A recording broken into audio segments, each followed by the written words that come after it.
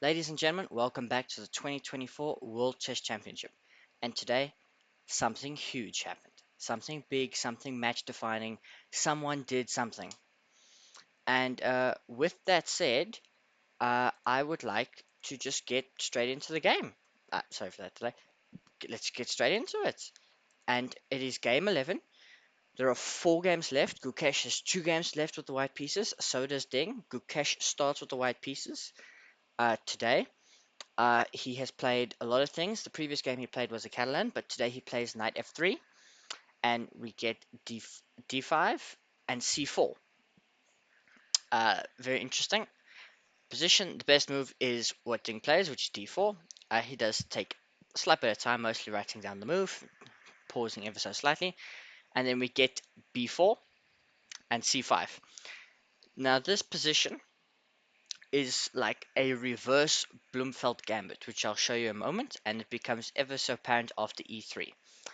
So I want to show you something. If we go into my analysis tab, if we white, for instance, here plays d4, knight f6, c4, c5, which is known as the Benoni, you do get this position of the e6, knight to f3, b5. This is the Blumenfeld gambit or a Benko gambit. And basically, you sacrifice this pawn, and sometimes you can even sacrifice a second one.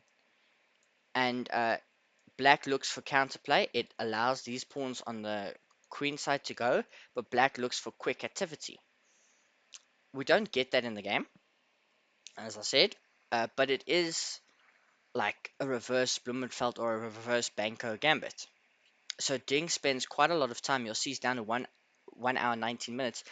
He spends 38 minutes to develop his knight, probably regretting his life choices because this is something very sharp. Ding has tried to avoid very sharp openings this whole game. Uh, Gukesh plays a3, and the computer doesn't like this position, but dynamically, white is going to be really, really happy because they'll get their pieces out. Ding can take this pawn, but it's not advised after this capture. Even if you don't capture and you play, let's say,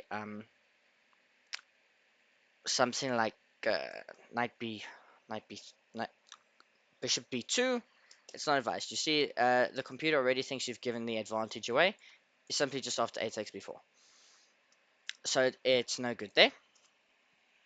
So Ding spends a lot of time and spends a lot of time again, another 20 odd minutes to develop the bishop, really uncomfortable with the position. And here, Gukesh busts out what would be his preparation with e takes, d takes. Ding doesn't have to spend a lot of time on that move, and he doesn't spend too much time after these moves, but he is down 57 minutes, he's down an hour, so he can't afford to. We get h3, bishop takes, queen takes, and queen to c7. So Gukesh has got a slight advantage, namely on the clock where he's up an hour and 8 minutes, but also on the board. The computer ever so slightly prefers white's position, and Ding has got to figure it out, but he has figured it out before. So we get d3, just not the preferred move of the engine, as I say. It says, just play here c5. It likes c5. It likes bishop b2, or it likes bishop e2. It doesn't think you need to commit to d3 just yet, but it's fine. It then plays this move a5, just trying to disrupt the queen side, which forces the pawn to be pushed forward, and Ding is slightly better, particularly after knight b d7. And he will prepare like e5, and like you never traded these pawns, so although yes, you've got in theory 2 on 1 on this pawn with these cancelling out and these cancelling out, uh, these are probably overextended. This will become a target long term. If you can get in a4, this will be a target long term. Uh, and we get g3, but because this pawn hasn't moved just yet, bishop g2, and we're going to double team on that pawn. The knight develops forward, putting pressure on what will be this weakness, but we still get here bishop to g2. And you can see Gukesh thought for a really long time. If we go back here on the move g3, he clearly out of preparation spent a whole hour on this move, and I can't imagine thinking for an hour. I'm not nearly good enough. I can't imagine what he was calculating. But to spend an hour on G3 on move 11 means these players have gone off the deep end. They don't know what's going on, neither do we, and someone will figure something out. So, as I said, the knight develops, targeting that pawn. You can't take it though. You can't take it because you just lose. If I'm not mistaken, the engine doesn't. Yeah, yeah. So, because that hangs a knight firstly. So the bishop loses a protector. You can't take it just yet, but this knight is protecting that pawn at the moment. So if you can get if you can get in a3, if you get a3 and bishop a3 and target that knight, then it no longer causes us a problem, and you remove the defender of that pawn. Simple, if my computer could work properly. Okay, so we get the knight retreating, which is good. It reinforces that knight on c5. Short castles. Knight e5 hits the queen. Queen slides up, pinning the knight to the queen. Rook d8, rook d1. Just both looking to protect these central pawns. The queen was attacking that, and both these knights are attacking this. This pin still exists, however, and here Ding is much, much better. You can see it's point 8, and he is much better if he plays e6, because you will activate the bishop. It can come to this square, or to this square, and then you'll be fine. You can break the pin, it defends this knight, but Ding elects to play g6, which is a mistake, because it allows, firstly, knight d2, but more importantly, a4.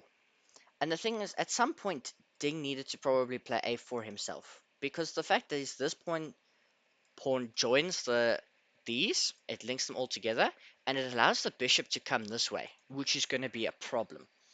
We get h5, a building off of g6, b6, which is very nice deflection, because if you take, your knight hangs, and then you also have to move your rook, and your king gets stuck in the center.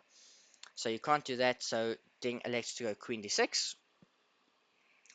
Match is still relatively level, but here we get the magic move bishop a3, and there are just pins galore. The pin from the queen is no longer so bad because this is protected, but imagine if you could just play a6, e6 rather, and your bishop protects your queen and, protects this knight. But we get bishop h6, which hits the queen, and the queen is basically trapped, so you've got to firstly take this knight, and after Ding recaptures, you can slide your queen to e4. A nice little tactical sequence there. Means the queen is safe, but you did have to trade off what could have been a powerful bishop for that knight, but it does relinquish some pressure on this d3 pawn. We get knight to c6 and knight a3, and this is a critical move. You are looking to go in here, and Ding here has only one move. He has only one move, and that is to play short castles. You need to get your king out of the center. You need to join the rooks. You need to basically complete your development, and then you can worry about activating this bishop through various means. I know I had to draw an arrow here. It's because in some lines the rook moves to one of these squares, and you can get your bishop in on this diagonal and wrap it around this way. But Ding doesn't do that. Instead, he plays rook d7, which would be the first fatal mistake, because we get knight to c2, which doesn't look obvious. You're like, oh, it's a mistake. Yeah, so the preferred move is queen to e2, but this move long term, it is seeking to protect that pawn, but your queen is misplaced. This pawn, if should this one ever fall, is 2 squares away from queening, and the pieces is uncoordinated, and you've never gotten your king out of the center, which is a massive problem. So we get knight to c2, queen takes b6, does hang that pawn, but we get rook b1 with a tempo, queen to c7, rook b5, looking to try and get at this pawn, and just, you're going to double. And the pressure on this pawn is telling, so you need to get your king to safety. Short castles here, best move. It finally gets played. But this rook should be there and come this way. Uh, we get knight to a1. So My engine is not running deep enough. Knight a1 is the only winning move. My engine doesn't even get to appreciate it just yet.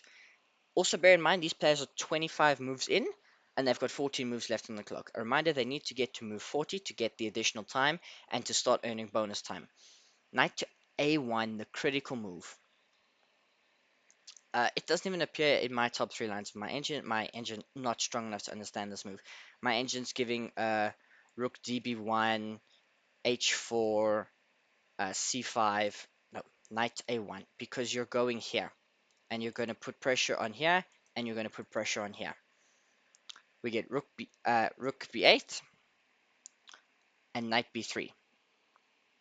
And here, with 7 minutes and 50 seconds, Ding Liren makes an actual blunder.